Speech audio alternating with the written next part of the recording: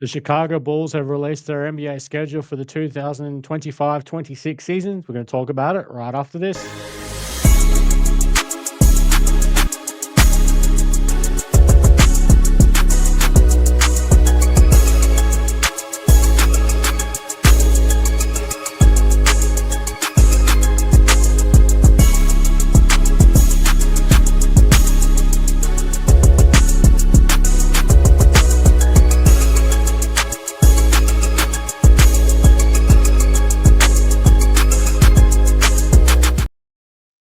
What's going on, Bulls Nation? Welcome back to the Whole Lot of Ball podcast. I'm Troy. You can follow me on Twitter at Whole Lot of Bull, or you can follow me personally if you so choose to do so at Bulls_Troy. All right, the Chicago Bulls have released the 2025-2026 regular season schedule. This one's not going to be a long podcast because, frankly, for the most part, at the end of the day, it's 41 home games, 41 away games. You play you play the Western Conference teams twice, one home or one away, but all that nonsense. So I'm not a huge one in breaking down season schedules. Um, but yeah, I'll just go through a couple of interesting points. Obviously, we open up the regular season at home against the Detroit Pistons. That is on the 22nd of October. Now, obviously, the NBA has pushed the start of the regular season back about a week from what it used to be traditionally. I think it used to be around the 30th, 31st of October. Correct me if I'm wrong on that one. And we open up the season. Four of the first five games are at home at the United Center. So definitely a possibility there. But we've got some. First five games are all in October. We got at home against Detroit. Then we travel down to Florida to play the Orlando Magic, and then back home for games against the Atlanta Hawks, Sacramento Kings, and the New York Knicks.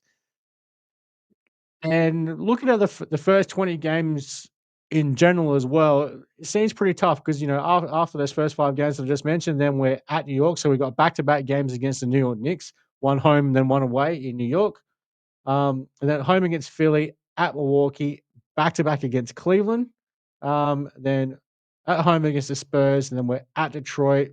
Bit of a 3-day break there. Then at Utah, then back that up against Denver, and then we're at Portland. So, Paddy, I know you're watching this one. So the first bragging rights game is on for our day anyway, but in Australia, because obviously we're a day ahead in the time zones. November 20th is for us. It's November 19th for you guys in the US, obviously. And then we have back-to-back home games, one against Miami, one against Washington. Then we're at New Orleans. How are you guys pronounce it? Whatever. And then we end the month of November with back-to-back games at Charlotte, at Indiana. So that looking like that first month and a bit there schedule can be pretty tough. We'll see how the Bulls come out of it. If they play like the team that ended the last season, that 15-5, which a lot of people saying doesn't mean jack shit.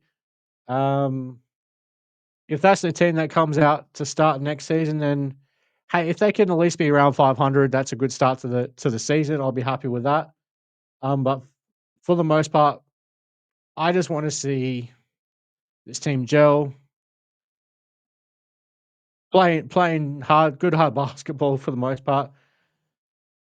For a young developing team, especially when you got players like Josh Giddey, Martis Bazelis, especially, Noah Senge, who we'll see how much minutes he's going to get to start the season out. For me, this season is more about player development and growing as a team as opposed to wins and losses. I mean, obviously, we want to win games because we're the Chicago friggin' Bulls, so we want to see our team do well. Um, but yeah, there's some other interesting games like coming out of the All-Star break, 7 consecutive home games, a season-long homestand. Toronto, Detroit, New York, Charlotte, Portland, Milwaukee, and then we have the return, the second return of former Bull and the famous trade against the Oklahoma City Thunder. Alex Caruso returns to the United Center again. Now he returns as a two-time NBA champion, or really one time because that Mickey Mouse shit and the bubble don't count. Fuck LA. And then also, where we got, we got play now playing the Lakers, March 12th, we back in Los Angeles. Now, last time we played the Lakers in LA, we gave them a bit of a hiding. I think we dropped like 146 points on them in that game. I think that was I think Josh Giddey triple double. He had 8 steals, so he's 2 steals shy of a quadruple double. Now, before you go on about the steals, yes, a lot of them did just fall into his lap. He weren't genuine steals, but at the end of the day, they were recorded from him as steals, so suck it. Um, but yeah, that tough little road trip there in March as well, at Phoenix, at Sacramento, at Golden State, and then back to back at the Lakers, at the Clippers. So back to back games against LA team. I think we did that last season, if my memory serves me correctly. And then a couple of other interesting points, like towards uh, the third and fourth last games of the season now, especially if the Bulls are fighting to make the play-in playoffs, hopefully more of the playoffs rather than the play-in, or at least if it's the play-in, we're in that 7-8 seed rather than fighting for that 9-10 spot. There's back-to-back games in Washington, not back-to-back days, just back-to-back games. And then obviously we finish off our regular season in Dallas against Cooper Flag and the Dallas Mavericks. Um, Again, I'm not huge on breaking down schedule game by game. I mean, I could sit here and go, okay, Detroit, one of the young and upcoming teams in the Eastern Conference. I could probably potentially an L. Orlando, supposed, apparently one of those teams that we should look out for at the top of the Eastern Conference this year with a young upcoming team, and obviously all the injuries have decimated the Eastern Conference. Jason Tatum, Tyrese Halliburton out with, a torn Achilles, both of them. So you can probably write that down for an L. At Atlanta, you know, with Io DeSumo back, he's going to see his son Trey Young, and lock him up, put him in jail. I'm going to put that one down for a dub against Sacramento Kings. So DeMar DeRozan and Zach LaVine are back again. Um, let's go for a win on that one. Against the Knicks, fuck the Knicks. I want to win that game. Every game against the Knicks in Detroit, I want to win those games. To me, regardless of how you feel about past history, and if you think those rivalries don't mean shit anymore. To a lot of us diehard fans, these old school rivalries against Detroit and New York still matter to us, even if our team's a bit more irrelevant in this day and age. So I want to win those games. Um, Now, the other interesting part of the schedule, which obviously hasn't been released yet by the Chicago Bulls, is no, we know that we're going to have the jersey retirement ceremony for Derrick Rose about damn time.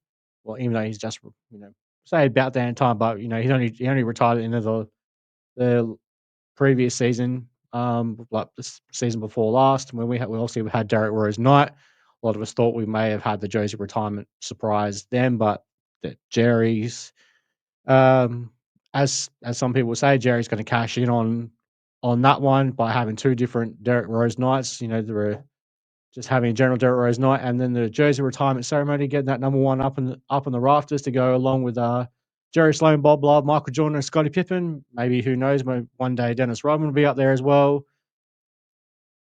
Let's get the worm up there. I'm not mad at that. Yeah, I don't honestly. I don't have much more to add to the schedule. It is what it is. You've got to play all these teams. At the end of the day, to me, these guys are professional athletes. Now, I do obviously understand that how the schedule works, the traveling, back to back days, games, all that sort of stuff. Yeah, it can be absolutely grueling, especially these West Coast trips when you're gone for potentially 2 weeks away from home. So yeah, it's absolutely grueling. But hey, at the end of the day, these guys are professional athletes. To me, there's no real excuses. Um, Maybe come closer to the actual start of the regular season, I might go through and probably give a bit of a wins prediction. Now that will all be on the proviso that, and we also know that it's not going to happen. But give you my wins prediction on based on the fact that everyone plays every single game with like no injuries whatsoever throughout the season. But obviously, we know real life that doesn't actually happen. You can't turn off the no injuries slider like you can in 2K. which some people still think that real life basketball is NBA 2K, which is absolutely not. Now, where is our home game against the LA Fakers? Because obviously, we're going to have LeBron James possibly in the United Center for the final time. Hopefully, I mean, at the end of the day, the man is an absolute legend of the game. To me, he's third or fourth on my all-time greatest players of all time list. So that game is on January 26th. I believe, if I'm not mistaken, that is also the anniversary of the passing of the late great Kobe Bryant. So yeah, I believe that was on an Australia Day, our time. Can't quite remember that at the moment off the top of my head. But yeah, being LeBron's 23rd season in the league, who knows if this is his last time going to Chicago as a player. So that will obviously a lot of people are going to mark that on their schedules as well for the season. Obviously, as I spoke about before, Alex Caruso coming back as a member of the champion Oklahoma City Thunder. Now, one thing I'm going to say about OKC and a lot of people will disagree with it. I don't give a damn. Yes, Alex Caruso was an extremely vital player in that championship run for OKC. Never going to deny it. I love Alex Caruso, but I predicted after that the Oklahoma City Thunder were eliminated last year, well, the previous year by the Dallas Mavericks in the second round, that the OKC Thunder had an insanely bright future ahead of them, and they'll win the championship this last season just gone. And that was obviously well before they traded Josh Giddey to the Bulls for Alex Caruso. So, hey, call me the prophet, whatever you like. I don't. I again, to me, the Thunder were they were the championship favorites for me right after they lost that series to the Dallas Mavericks. But yes, Alex Caruso was an extremely valuable player, an important player for that team in that championship run. People have also brought up the arguments about who guards Nikola Jokic in those situations. And Mark Dagnall, I believe, Dagnall, I believe is how you say his last name. I haven't tried saying it before previously. He's a hell of a damn good coach. So he would have found a way, a defensive scheme to go against the likes of Nikola Jokic and these other teams that they played in throughout the playoffs. I still think they would have won the title, regardless of had they made that Giddy for Caruso trade or not. So, yes, in my opinion, Josh Giddey right now, had he not been traded to the Chicago Bulls for Alex Caruso, he'd have a championship ring coming up to him at the opening ceremony for next season when the OKC get their rings. Um, yeah, that about do it for me on this episode of Whole Lot of Ball. Keep an eye out now. It'll probably come. It'll probably be happening while or even well before you guys even see this particular video. But just keep out an eye out for something coming tonight, Chicago time, or for us Aussies, it's tomorrow morning, our time. There's another little get together happening, so check it out. I think it's happening about 6:30 Chicago time. It'd be about 8 a.m. Adelaide time here. So keep an eye out, and hopefully you guys tune in for that one as well. So yeah, that'll do it for this quick little episode of Whole Lot of Ball, just to go over the schedule for next season. Again, I'm not one of those guys who deep dives into the schedule. It's 41 home games, 41 away games, yada yada yada. Is what it is. You got to play. You got to play all these teams regardless. All right, guys, that'll do it. So if you are liking my content so far here on YouTube, please give us a subscribe, hit that thumbs up, give us a like. Spread the word about the YouTube channel. Don't be if you want to come and join us in the Discord. Hit us up on Twitter at Whole Lot of Ball. Or you can leave a comment down below. I'll even put an invite link in the description below. So you guys can come chop it up with us in the Discord.